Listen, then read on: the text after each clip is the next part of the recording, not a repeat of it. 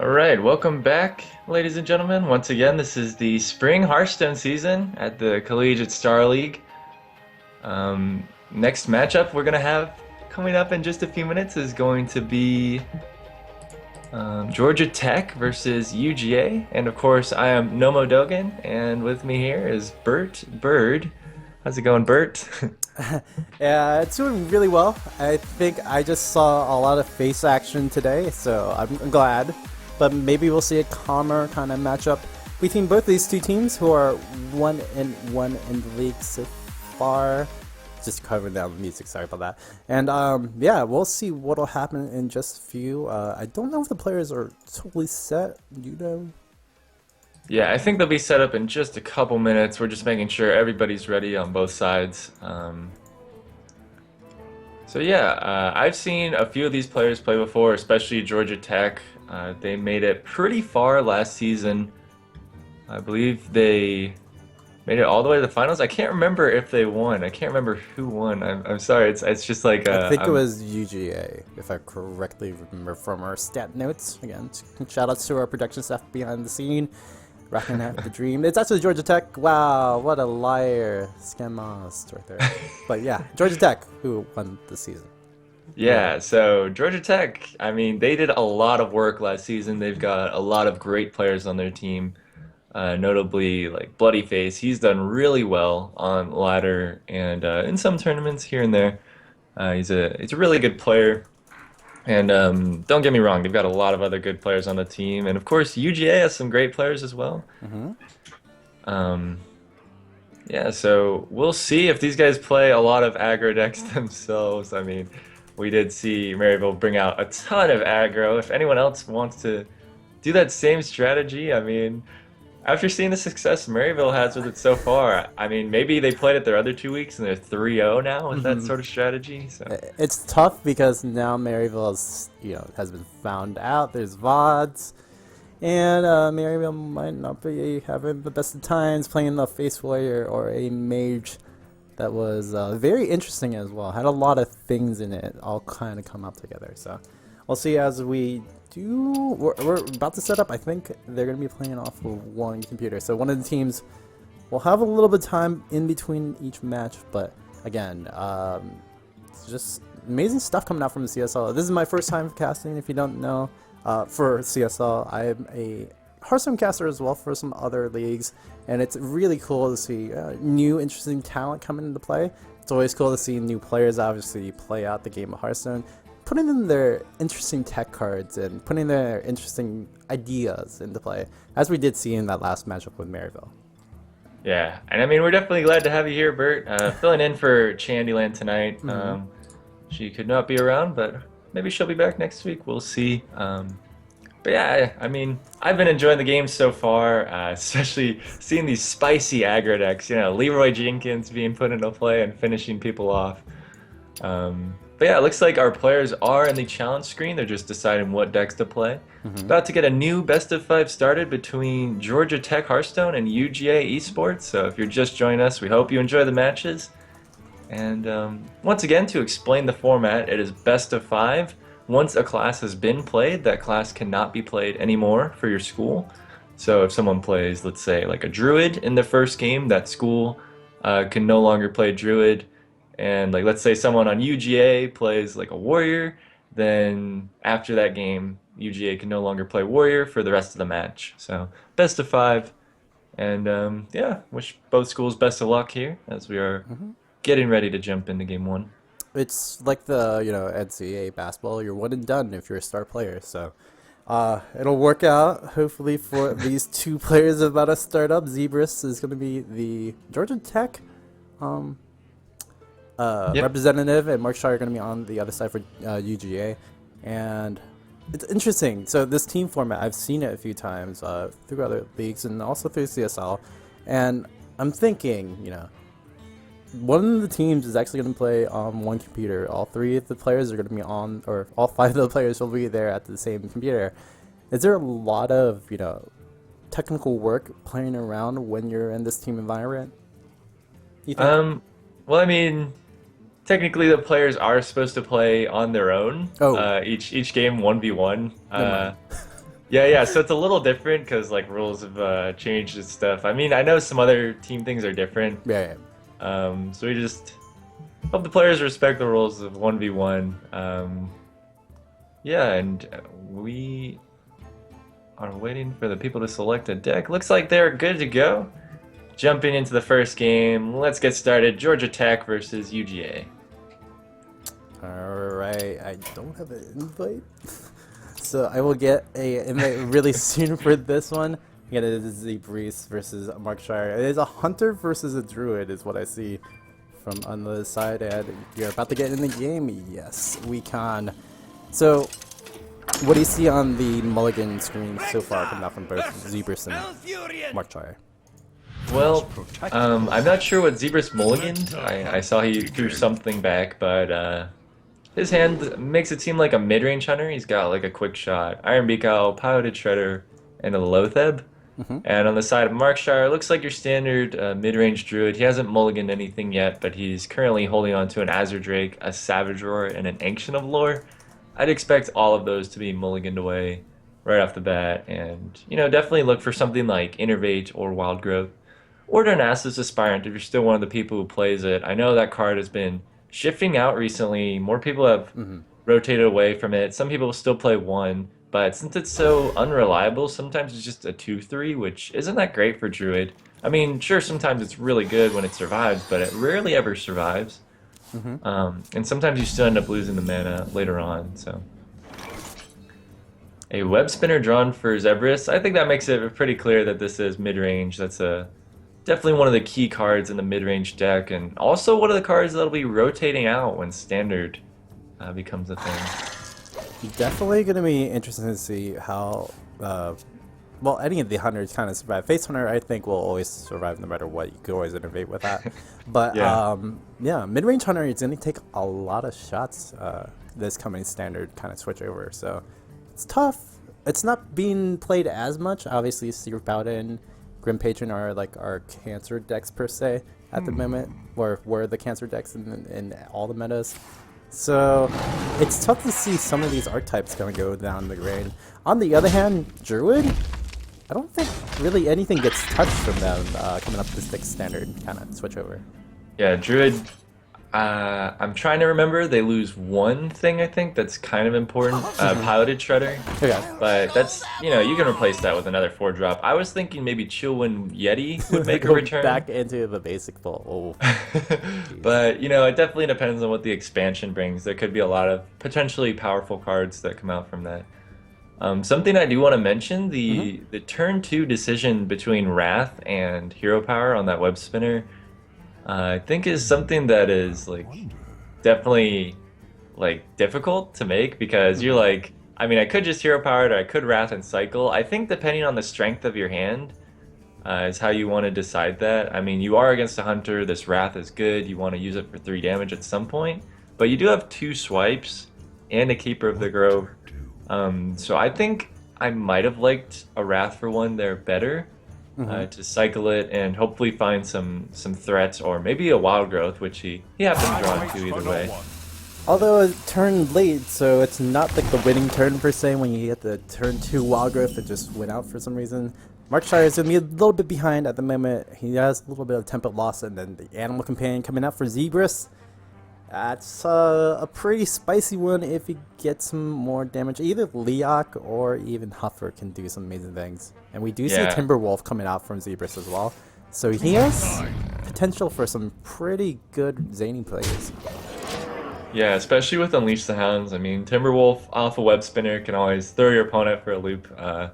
Druid usually doesn't fill the board with minions. I mean, anywhere from 2 to 3 minions most of the time. Sometimes they can have more, but if they have more than that, you're probably in a really bad spot at the moment. But yeah, not the most impressive hand from Markshire. It's just some removal, some setup. But Druid, I think you really just want to have threats, just mid-range threats, big minions like Druid of the Claw, or just something you can stick on the board and have it stay. But yeah, I don't really see anything being such a mana efficient kind of turn. You could go BGH and Hero Power or BGH and Wrath. But that's a big tempo loss right there. I guess Keeper of the Grove would be the play coming out from Markshire. Or Swipe, but Swipe doesn't really efficiently do anything. But I guess that's what he's going to go with, because he does have to. Yeah, since you have the second one, it'll clear the Mad Scientist next turn incidentally, so... Loatheb being drawn for Zebras, I mean, you could just coin that out. There's a chance you draw the Highmane. Piloted Shredder is also just fine to play here, so maybe go with the Piloted Shredder instead. I think I would do that play as well. I like that play here. Yeah, I definitely think Pilot Shredder is just the stronger player right now. Just because, Loatheb could be used for the capping turn. Or if somehow by chance Markshire takes over the board, yeah, Loatheb could be your kind of knapsack in the end. In both hands right now, it's very clunky. At least coming out from Markshire, we've already talked about it, but even Zebras, he has a Secret already there. He has a second Mad Scientist as well. He has no real base to kind of pair up the Timberwolf. It's looking pretty stellar in the side of, well, we both don't have hands. Let's see what we can play. Yeah, Ancient of War is an interesting choice here as well. I think, some people play one these days, not the full two, but it's a nice option to have in your deck somewhere. Could potentially see the second Swipe here. I mean, you're still not really where you want to be as the Druid because you don't have anything on the board, but sometimes you just gotta wait it out a little bit. Next turn he could Ancient of War. That'll be something nice to have. But, yeah, we'll see what Zebras plays on this turn. Houndmaster drawn, could play that with the Timberwolf. That would make a solid board. Or he could just play the Loatheb straight up. Loatheb or Mad Scientist and Freezing Trap. There's a few different options here. I personally like the Timberwolf Houndmaster board, I think, because it just gives you the most stats, and yeah, it guarantees the use of your Houndmaster, uses your mana efficiently. Yeah, it also develops a pretty strong board. You already saw the two Swipes kind of go down, so that is a pretty juicy one. Although Ancient of the War could be able to kind of block out everything. It's interesting in the sense that both players obviously don't know what kind of hand status they're at. They're not both great as the hand status, but if you played Ancient of War right now, trying to develop it, it could get snapped out from possibly Unleash the Hounds or something else, or even trade it in with a Kill Command, or there's just so many ways Zebras can kind of go into that. So you don't feel safe actually playing that. You might have Markshire play out the Keeper of the Grove, kind of silence out the Timberwolf, and that'd be an okay play, but there's not really like a clear plan of action coming out from the Druid. Obviously, because it was set up a little bit slow in the earlier turns. Yeah, that slow Wild Growth and this other Wild Growth, I mean, the second one is usually pretty dead. You don't want to play that until later on. Sometimes you get those insane hands where you play two early on and then you're just 2 mana ahead of your opponent for the rest of the game. But goes with the Ancient of Lore. He wants to find a few more options for his hand, which I like that play. It's better to play the Ancient of Lore early, I think, and see your options, unless you really want to heal. But since this is a mid-range Druid, I think you can definitely afford to play it for the draw, or excuse me, a mid-range Hunter. I think you can definitely afford to play it for the draw and just try to stall out a little bit. I mean, there is going to be a little bit of pressure coming out with 7 damage on the board. If a Kill Command was drawn out by Zebras, it would be a lot more potential for Beefulness coming up. But for now, Zebras really has to think, does he want to do something of a trade, which I don't think would be the smartest idea because you'd have to use Unleash the Hounds, or set up Loatheb and just keep on going phase. Yeah, I mean, I think Loatheb would be a fine choice here. You've got a Freezing Trap in play.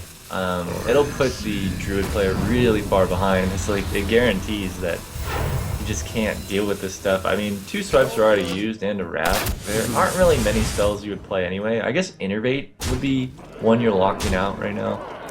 But yeah, this Freezing Trap is doing a lot of work right now. Ancient of Lore is probably what he's gonna have to play, and that might not be enough as there's an Iron Beak Owl in the hand of Zebras. He's just got a lot of answers ready to go. even though the burst isn't there for Zebras, he does have the control of the game. And when the board's all said and done, Zebras has a really good chance to kind of finish this one out, especially with, like you said, the freezing trap is active. So there's no way to really proc it without procking that down. And yeah, this looks like it's going to be a tough win coming out for Zebras. On the other hand, we'll see what'll actually happen. Markshire is kind of just waiting out his turn. Ancient of War probably is going to be the play though. Yeah, I mean, I think you have to go with the Ancient of War here, but Iron Beak Owl and Unleash the Hounds, this could potentially be lethal. But yeah, Mid-Range Hunter I think usually is a difficult matchup for Druid, so I think this is how we would expect this matchup to go a lot of the time. But yeah, Markshire can't do a whole lot here. I mean, did not get the best start against a pretty bad matchup, and Zebras has 2 solid ways to deal with this. I don't think this is lethal, is it? No, I don't think so either. I think it's like 1 off or 2 off. Oh, is it exactly lethal? Okay, it is. Oh no, yeah, right. I miscalculated last turn, but yeah, I mean with the Timberwolf that's 1 extra damage on the Hound, but okay, yeah, that's probably where I miscalculated. But yeah, that's a win for Zebras, for Georgia Tech. I mean, they're still doing good stuff. They did great stuff last season. They won the whole thing, and they're back here this season to show that they're still dominant. And we'll see if they can do that. 1-0 over UGA. Yeah, Georgia Tech going to be using up the Hunter for that one, so the mid-range Hunter is going to be gone. On the other hand, Druid is going to be gone for UGA on this one. It's interesting to see that the champions from last season are actually 1-1 in the split. I think they lost to UNC, if I remember correctly, within our match stat notes. And yeah, it's unfortunate that they are 1-1, but you know, it's still a long season. This is week 3 of the Collegiate Star League Firestone season. So there's so many more to go up. We're going to be waiting for the players to kind of get into the play. Again, shoutouts to everybody watching on Twitch. Also one of our sponsors as well. Really cool streaming platform. It is the largest gaming stream provider in the world. So shoutouts to them for helping out sponsoring up CSL and featuring the matches that are going on at the moment. And I believe if there are so many other things in CSL. There's StarCraft 2, there's CSGO, there's League of Legends. There's just so many other games. So definitely shout out to CSL bringing out the collegiate players to go for some chances at some scholarship prizes. I mean, at the end, DreamHack, that's gonna be a really fun thing to see where each one will go. Yep, I'm pretty excited. And yeah, as you mentioned, there's a lot of games that CSL is involved in. You can see our Twitch channels, here, twitch.tv/CStarLeague, or the second channel, twitch.tv/CStarLeague2. There are schedules out there. We'll also mention the schedule towards the end of the broadcast. But yeah, of course, we'd also like to thank ASUS ROG. ASUS is the presenting sponsor of the CSL this year. ASUS makes some of the world's best gaming PCs, laptops, and monitors. And ASUS is funding this season's travel to DreamHack in our prize pool for the year. Be sure to follow their social medias like @ASUS_ROG and thank them for sponsoring the CSL. And we've got the players selecting their decks right now. We'll be in-game in just a moment. Looks like they have started up. So we're going to have Bloody Face representing Georgia Tech versus XTFNG representing UGA. Oh man, we'll see what Georgia Tech can do as they are 1-0 up in the matchup right now. Apologies, I kind of made a little boo-boo in the spectating mode, but I will get there soon. What do we see in the mulligans right now in Never Driven? Well, it looks like Bloody Face is on a Freeze Mage deck, which is kind of surprising. Pretty much all last season we saw Bloody Face play Patron Warrior after Patron Warrior after Patron Warrior. Just every week, he was always the one on his team to play the Patron Warrior. But this time he decides to bring out Freeze Mage, and it looks like it is straight Freeze Mage. I see a Fireball, a Doomsayer, a Flame Strike, and an Ice Lance. So it doesn't really look like the aggro variant. I guess there could be some aggro aspects in there somewhere, but yeah, Yeah, we'll have to see. I just think it's an interesting choice to bring out the Freeze Mage at this point in the match because your opponent still has Warrior and Druid available. Hmm. Um, or wait, no, they don't have Druid available. But they still have Warrior, which is kind of a scary thought. But yeah, still bringing out the Freeze Mage nonetheless and runs it straight into Zoo, which I think is the matchup you're looking for. As Freeze Mage historically has dominated Zoo. Zoo's gotten a little bit more difficult over time Why do you for Freeze Mage to roar? beat, but I'd say it's still a pretty favorable matchup. Yeah, with the new 2 costs coming out from Lego Explorers for Warlock. I mean, you get more choices, but still pretty much in favor of Reese Mage once they develop the board. Can XT, F, and G could be playing up on the top side for UGA. Will you actually get a strong enough hand to kind of pressure this? As we do see the Dark Peddler going to be drawn out. He has a lot of early game. It can work out well. On the other hand, Bloodyface does have a Doomsayer to kind of just answer everything if it gets really wild in here. Yep, goes with the Haunted Creeper. Traditionally, you do want to play the Haunted Creeper before the Knife Juggler because of that combo where you trade the Haunted Creeper in, get a couple of knives off of it. But if he knew this was Freeze Mage, I think he would have gone with the Knife Juggler instead because it's just more damage straight up. Um, and you would rather play the Haunted Creeper later on when you're scared of AoE, but yeah, we see Bloodyface just ping the Haunted Creeper once, being really patient here. Does not want to just play a Doomsayer into a board that it doesn't really affect. I mean, like 2/1/1s would just be brought back to life. That's not accomplishing a whole lot, so. No, definitely not. And with that play, XT, F, and G, he's thinking, well, my opponent didn't play anything that is tempo based, so should I just go face? Probably. But how am I going to go about it? He's probably going to develop the Knife Juggler. I mean, this would probably be a pretty good turn. But if he's thinking it is Freeze Mage, I still would go with the Knife Juggler. Because he still has to get to the board, correct? Yeah. Yeah, I would go all out here for sure. Just throw down the Knife Juggler and the Voidwalker. And just try to apply maximum pressure. I don't know that it's... I mean, you can kind of guess that this is Freeze Mage, but there's still a chance it's another deck. Just the turn 2 ping doesn't give you a whole lot of information. Right.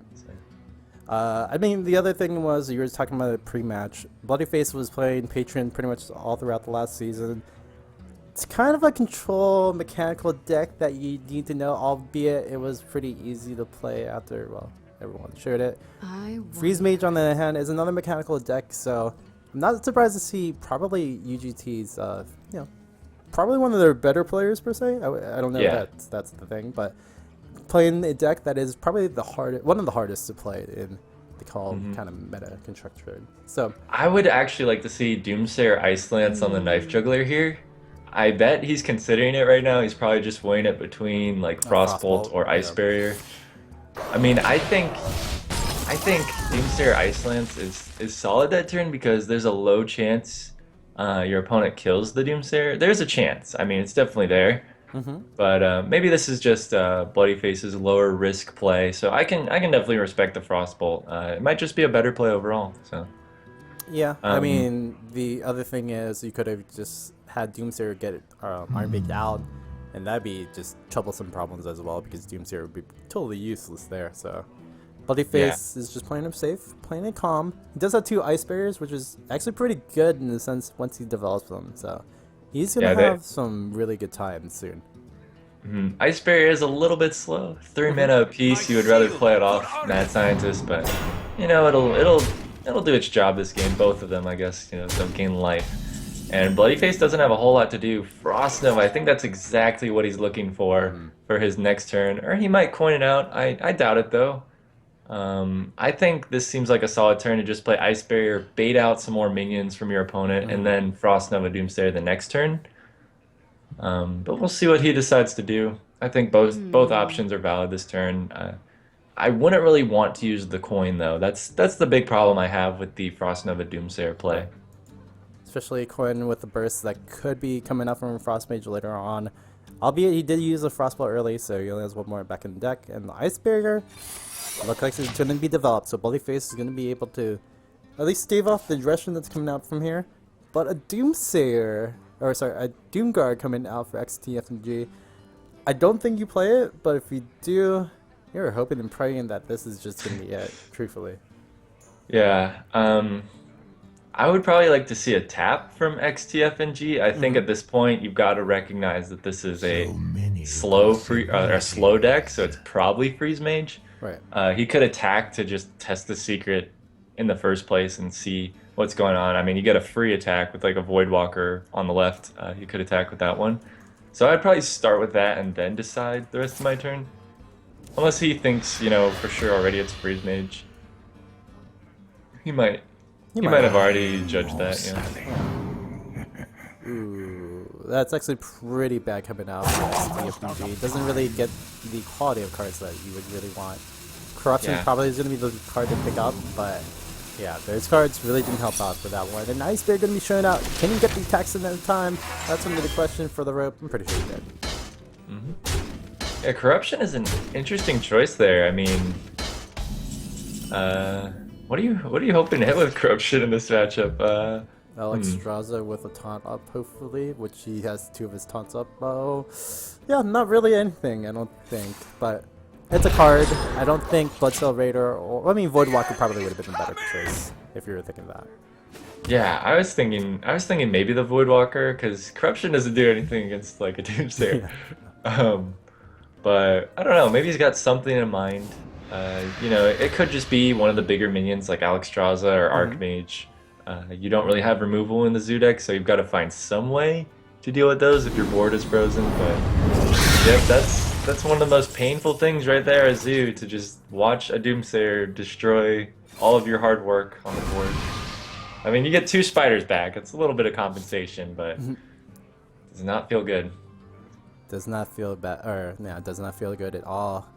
Ice Bear going to be coming out for number 2 for Bloody Face, so does have the ice blocks in the deck at the moment. Doesn't have any way of really figuring them or getting them out, but we have tons and tons of damage possibly Yeah. coming into play for Bloody Face, so he's going to set it up pretty soon. Yep, I would say Bloody Face is in full control of this game here. I mean, he's got the second barrier up, he's got a Flame Strike, another Frost Nova, Alexstrasza. I'd say like the only piece he's missing in this puzzle is an ice block, just to be sure you don't die on that turn you play Alexstrasza. It's really nice to have that ice block up and ready to go. Another Dark Peddler here. Got the choice between Angry Chicken, Soulfire, and Power Overwhelming. I think, I, yeah, go for it. it's a tough call. I mean, it's obviously between Soulfire and Power Overwhelming. Definitely Angry Chicken, come on. You Angry get that Chicken. rage value on a You power could buff it overwhelming. with an Argus. You could get some work done there. Yeah. Possibly, I would. Ugh. Is there gonna be ever a chance for those power of women's gonna be played out in this game? I think there's some turns where you get a chance. You've already seen one Frost Nova. Yeah, I mean, you might not like. I don't know. It's a tough call, but maybe he's got something in mind. Maybe he's got another charge in his deck besides Doomguard that he wants to use it with. But yeah, things are looking really, really rough right now for XTFNG. A Fireball being drawn as well for Bloody Face. I think there's a chance he just coins the Alexstrasza on this next turn and puts his opponent to 15. Yeah, And such just a slow says, like, hey, turn. deal with it, Yeah. deal with It's- this. It's gonna be really tough as well because there's not gonna be enough board presence to actually kill out the Alexstrasza that's gonna be going down next turn. So, I mean, this could be it. We'll see how Well- Bloody Face wants to keep it going though. I mean, you could use Power Woman. He can kill it, but I don't think he's gonna be able to survive. Maybe a Loatheb would help. How much damage is this though? 2 Power Overwhelmings, a Dark Iron Dwarf. That's 12, 13, 18 total damage, I think. I'd go for it. CFNG. I would totally go for it. You have Corruption as well, but that Well, doesn't really do Corruption- much. Corruption wouldn't prevent the 8 damage though. I was thinking, it's like, oh, is that the? No, it doesn't. Good imp draw for coming out from the implosion, and we do see the trade possibly getting coming out. He's thinking probably about power overwhelming on the trade, but I'd probably just use it for the burst. Yeah, I would just play a Doomguard here. Trade your Dark Iron Dwarf, get a Doomguard on the board, Right. and hope for the best. I mean, when you see Coin Alexstrasza, you've got to be feeling scared. Like, you don't have time to wait around at this point. You know you're on a really fast clock. Ooh. Interesting, he's going to cash in the power overload now. Okay, so Go ahead, sorry. I think what he wants to do is play both Doomguards next turn. Like, Doomguard, hope it doesn't discard the other one, and then the second Doomguard. Yeah. Yeah, I don't know if that's going to be enough damage per se, but XTFG is going to try to go for that. Yeah, this is tough to see. I mean, I love control decks. I don't like playing against Freeze Mage so much, but it's, you know, just a way of life when you get the aggro deck and you go to the late game against Freeze Mage. You get in these situations and, well, Freeze Mage usually wins out, as we do see at the moment. 5 health left for XTFNG. The double Doomguard can do some good things, but it's definitely not going to be enough. Yep. I like that from Bloody Face, just throwing out both the Ice Lances, making sure that his opponent can't really do anything about it. I guess he could have had a Jiraxis, you know, if this was like a demon variant of Zoo. Sometimes they have Jiraxis in there, or maybe Mal'Ganis, but yeah, that's going to be the Pyro to the face for Bloody Face, and yeah, that's going to be a 2-0 lead for Georgia Tech, continuing to keep up this win streak. Will they ever lose? I mean, so yeah. good. I mean, I think the biggest thing is, will Bloody Face ever lose? Because I guess he is unbeaten, per se, in the Twitch chat. Shout out again to Twitch. It's the Star League over there, doing some good things. And we are possibly, you know, this could be a 3-0 sweep. Georgia Tech, they are the champions from last year. They're going to keep it going for this one, possibly with Swipers. On the other hand, Pecan or Bot? Peach Carbot, I think. Like, I don't know. I'm literally looking at like 5-point font right now because everything's looking small. But Peach Carbot. Schwippers versus Peach Carbot will be the next game. And yeah, I do stand corrected as Georgia Tech has lost one match this season. Yeah, and they have lost before. I mean, it's not like they never lose, but hey, they're doing really well lately, and they were the fall champions, of course. So yeah, and you know, the fall champions will try to cup up and rise for that DreamHack prize in the end. On the other hand, UGA, they just need to get something started. They started out with Druid, and then they went on to Warlock, and both decks really just didn't work out today. yeah, I mean, I think they were fine deck choices, but it's just like Georgia Tech, they had the reads or something, man. I mean, Bloody Face bringing out the Freeze Mage right into the Zoo deck is just like exactly what you want to see. Or Seeker Paladin would have been fine too. It's another good counter to that. We are getting something sorted out here between the names of the players. Yeah, both of them are actually different, so we'll get that in soon. We do have, what is it, Peach Carbot going to be on the top side, Swipper's going to be on the bottom side, and again, Twitch, I know there was some trouble with the score overlay, but we did fix that, so if ever something's up, do let us know, albeit it is on a delay, so if we don't notice it, then, you know, things might be over, so sorry about that. On the other hand, we are about to get into the game, as we are looking that both players are just about to challenge each other. Yeah. We apologize for any technical difficulties we might have. We are just a two-man team here trying to get everything right. We do have some other people behind the scenes helping out, but yeah, sometimes we make mistakes too. And yep. Yeah. It is it's a interesting cast. Again, this is my first time doing the CS Star League for Hearthstone, so apologies if I did say something like a UGT, which is totally not a university over there. But no, man, you're doing great. Doing great. Keep it up, man. Thanks so much again. I appreciate the consultant. Out there. Yeah, even if Twitch chat, you know, isn't here with you, I'm here with you, man. We got this. So, looks like the players are getting in game. Just trying to get these names straightened out here. It's Moonshine representing UGA. And just that guy is going to be the bottom side. So Swippers versus Peach Carbot. And the possible final decider match for this one, again, Georgia Tech up 2-0 off of this one. They are in there fast and quick.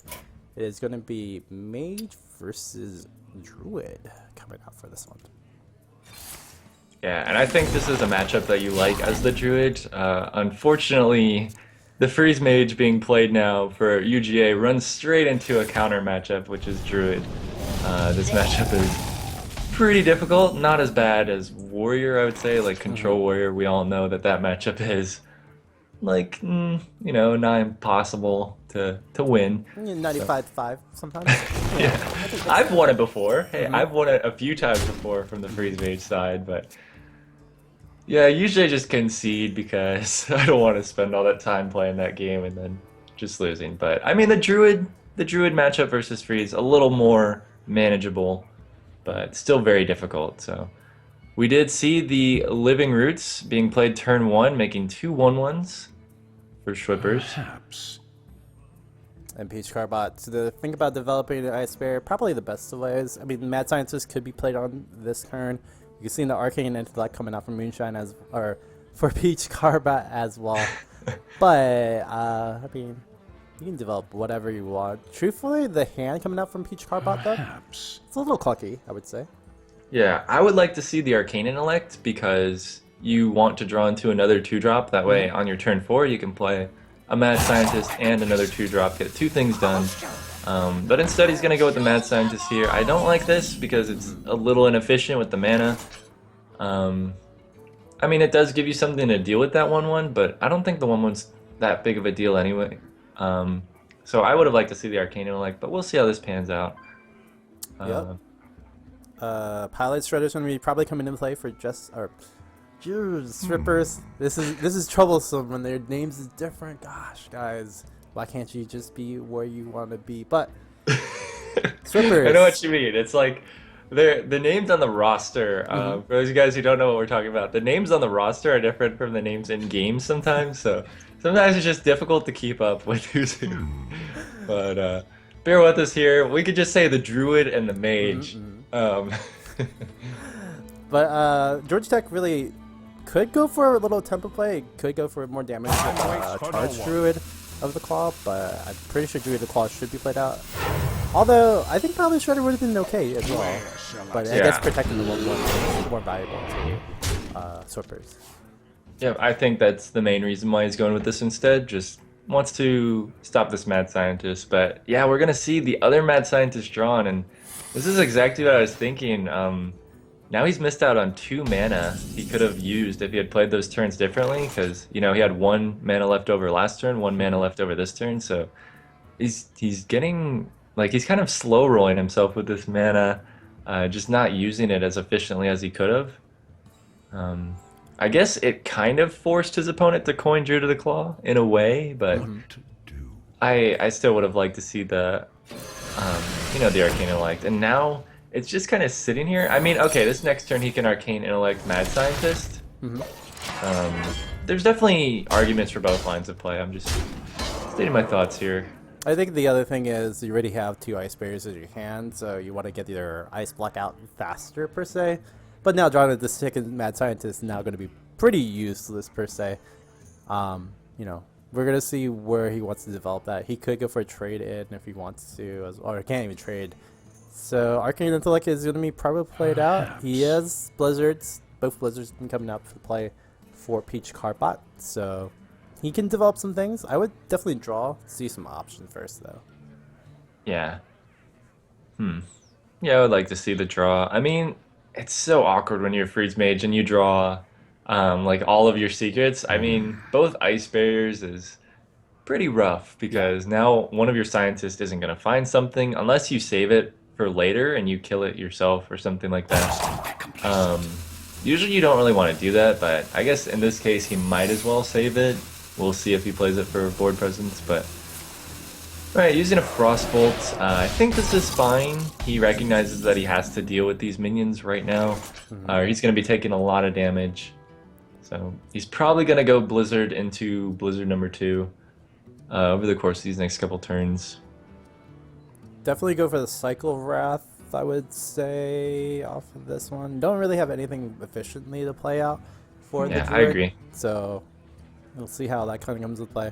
If it is another Ice Barrier that the Druid's going to be facing against, we have 11, well, technically it'll be 7 extra health onto the Mage. So we'll see how he kind of goes out with this. On the other hand, for the Druid, it's not looking the greatest in the hand. I mean, he has Savage Roar, but doesn't really have anything else to develop at the moment for next turn. Yeah, it's definitely an awkward spot for him. Still debating what he wants to do here. Alright, does decide to Wrath for 1. I like it.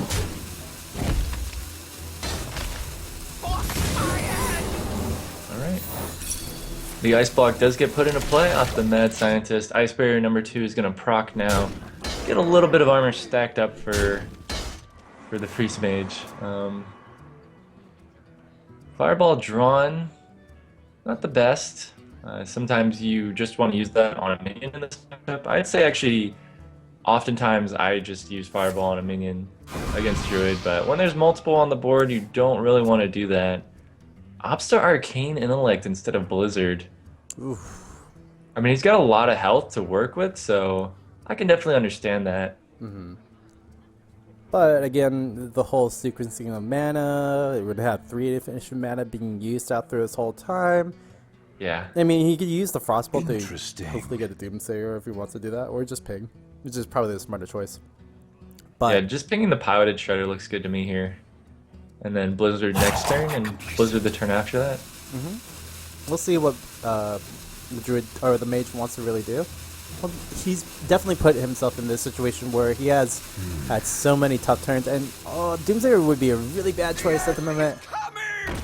Ooh. Tough times for Yeah. that one. Yeah, this isn't exactly how you want to be using it, and what in the world, Cousin Mystic? Oh, If there's anything that you don't want to see as a Freeze Mage player, it's a Kezan Mystic on your Ice Block. Reason A, because, you know, you don't want to just, like, die from losing your Ice Block. And reason B, because when your opponent has an Ice Block in play, it's, like, impossible to kill them as a Freeze Mage, because, you know, like, you want them to be at 1 when you pop it, but you don't really get options like that as a Freeze Mage player most of the time, so... brutal. Yeah, that's... Wow, as if this matchup wasn't hard enough already. You throw a Kezan Mystic into the mix on an Ice Block, and it's infinitely more difficult. Flippers is going to be in a command lead. GTU got it this time. Georgia Tech is actually doing some amazing things right now, and they are in the position to capitalize on this one. Blizzard going to be used up though, for UGA. And the second Ice Block is going to be in the hand of Peach Carbot. So sad. I mean, he has Mad Scientist as well. They're just, he's just getting punished each and every time right now from all these draws. And hopefully he can come back from this one, because if Georgia Tech University actually wins out this one, they do win out the series. So we'll see how it goes out from there. Don't see any emoting from Peach Carbot. I would have expected to see something being said there. Yeah, Dirty Crimson Mystic. A lot of people don't like that. Or the one that destroys secrets right now. I can't remember off the top of my head. From Hunter. Flare? Flare, yeah. Yeah. Like, those are 2 cards when you're playing with Secret Paladin per se and Freeze Mage. You're like, Yeah.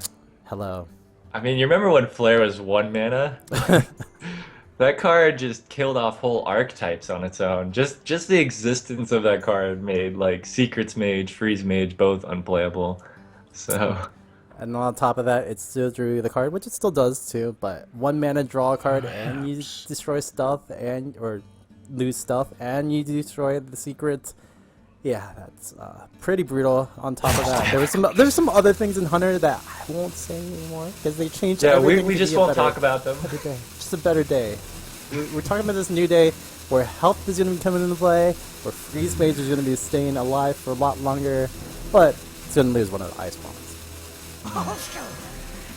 Yeah, I mean, you've got the second ice block. This mad scientist isn't going to do a whole lot. Maybe he's hoping it baits out a silence. That would be best case scenario. Or who knows? Maybe he's got a counter spell in here. Maybe we've all been fooled, and it's gonna get another secret, you know? Dupe hit under a anti-heal bot would be pretty good. I mean, some archetypes, no, not many archetypes about run a dupe hit as well. We do see wild growth of a possibility for the druid. Probably not going to be played out for this one. Yeah, he has 2 Force of Natures. He has Savage Roar. He has a lot of damage. This is very, very troublesome for UGA in this one. Yeah, this is about as rough as it gets with this matchup. I mean, man, Peach Carbot is gonna need a miracle to win this game. Let's see if he's playing any super special tech cards that might come in handy here. I guess this would be a good time to develop the second ice block. Ooh, Thorson. Might as well. You don't know if you're actually in that lethal mode, but with the Thorson play, I think that would be lethal, correct? Yeah, I think so. I mean, on Peach Carbot's side of the board, like, you want to play to win. You don't want to just throw out your ice block because this is your last one. Once this one is down, like you're donezo. I mean, that's it. You don't have any left, and your opponent has one in play.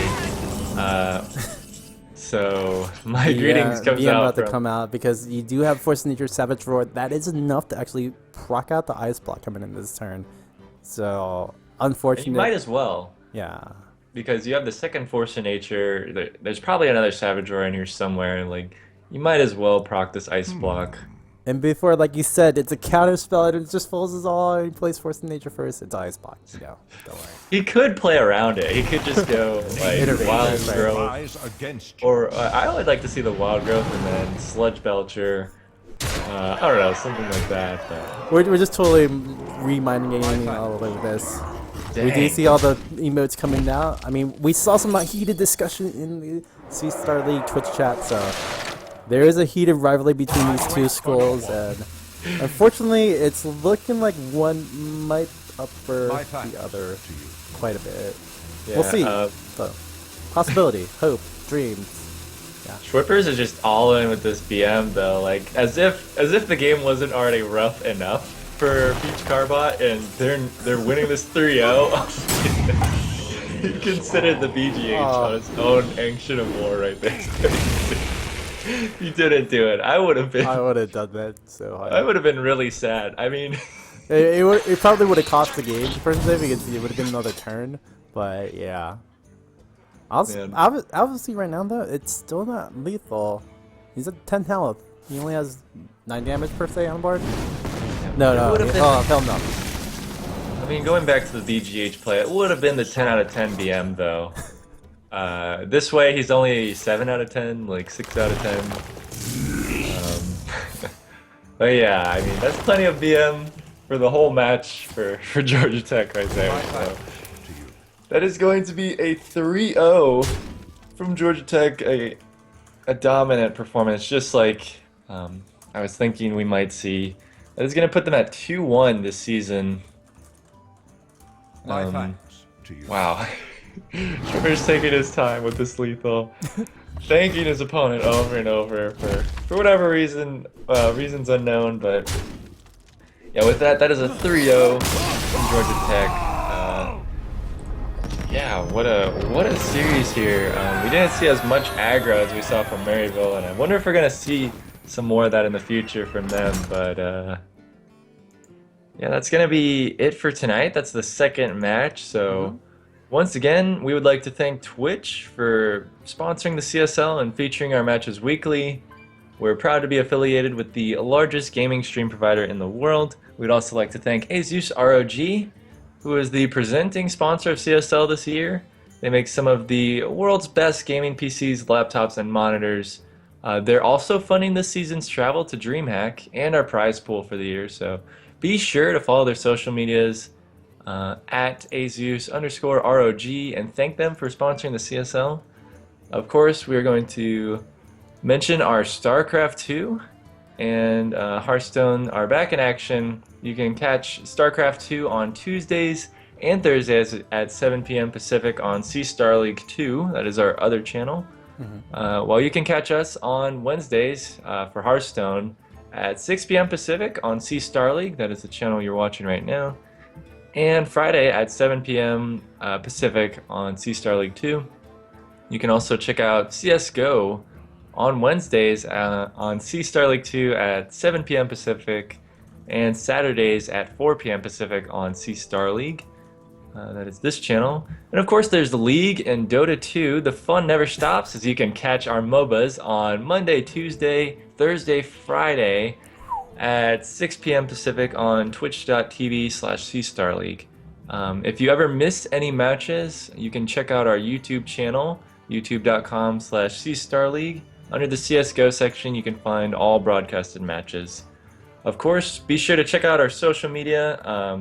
Our Twitter is CSL Hearthstone, and like us on Facebook over at Collegiate Hearthstone. Once again, I am Nomodogan at Root Nomodogan on Twitter. And Bert, is there any other things you'd like to mention? Shout outs to Sea Star Lake for giving this opportunity. Also, Shandy for, unfortunately not being here. Thanks for the opportunity as well. I'll also thank It's Bolt, who was the guy who referred me to the Sea Star Lake. So amazing stuff coming out from the Sea Star Lake in general. You can also check me out on Twitter, twitter.com/L3RD. I talk a lot about League of Legends, Hearthstone, possibly some Rocket League as well. And yeah, it's a pleasure to cast Nomodogan, and hopefully we do this again sometime. Yeah, we're glad to have you here tonight, Bert. Thanks for filling in, of course. And we'll be back with more Hearthstone on Friday, so be sure to be here at 7 p.m. Pacific. Everybody, have a good night, and we'll see you then.